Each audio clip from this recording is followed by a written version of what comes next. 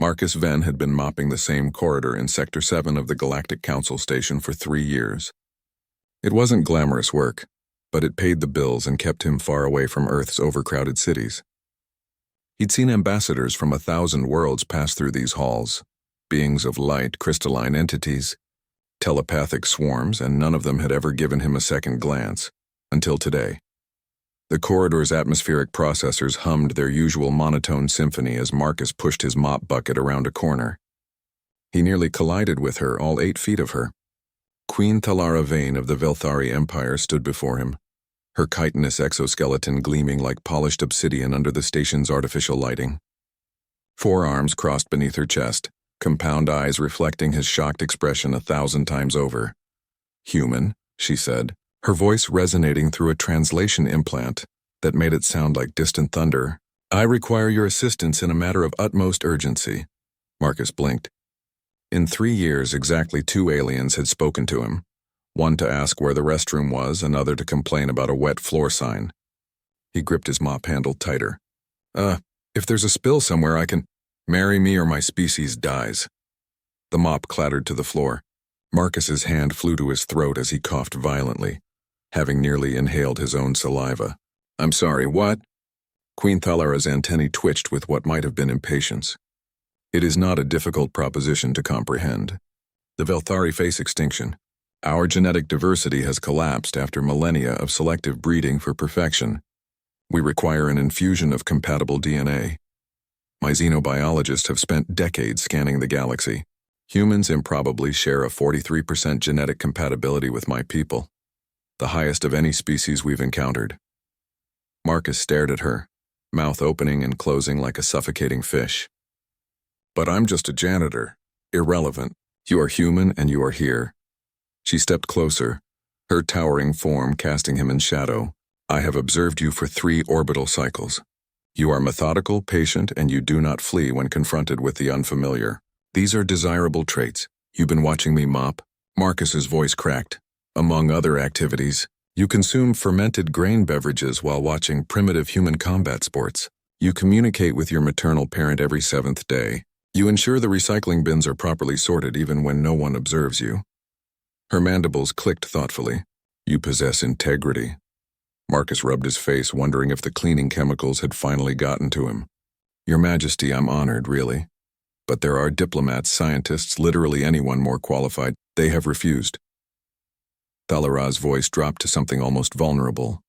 57 proposals sent to your Earth governments. All denied. They fear us. They see our appearance and recoil. But you..." She gestured with one of her 4 hands. "You have cleaned the waste receptacles in our embassy wing for 3 years and never once showed disgust. That's just being professional." "It is more than we have received from your species elite." Thalara produced a holographic display from a wrist device. Images flickered in the air.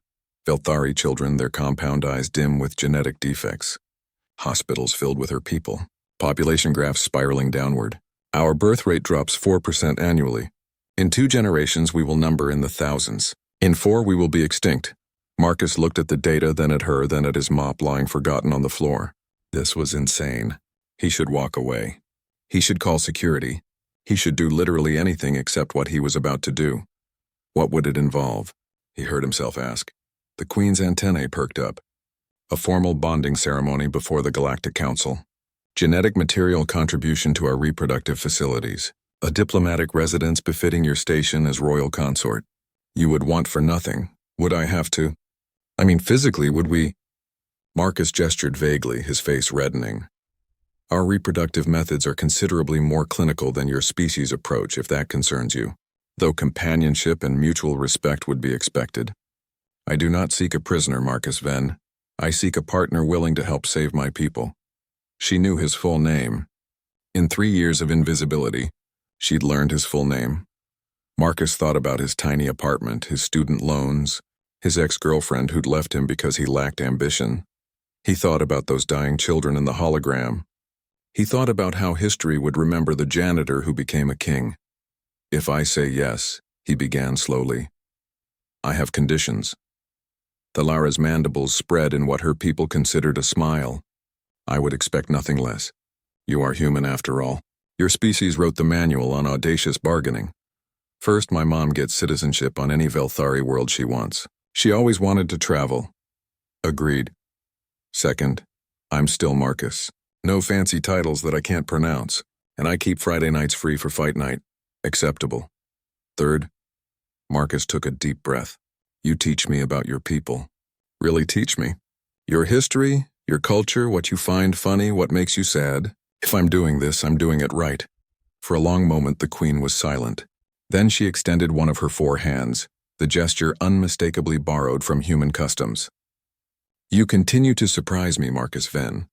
This is why I chose correctly. Marcus shook her hand, marveling at the smooth coolness of her exoskeleton. I'm going to regret this, aren't I? Statistically probable, Thalara admitted. But perhaps we will build something unprecedented together. A bridge between species, a future neither of us could have imagined. Yeah, well, Marcus retrieved his mop with his free hand. Someone's still got to clean these floors until the ceremony. Diplomatic immunity doesn't extend to slip-and-fall lawsuits. The queen's laughter echoed through the corridor, a chittering, clicking sound that would take Marcus years to fully understand. But in that moment, it sounded almost hopeful. Behind them, an Arcturian diplomat rounded the corner, saw the scene and immediately turned around, muttering something about humans and their inexplicable ability to complicate everything. In the end, that's exactly what Marcus Venn did best.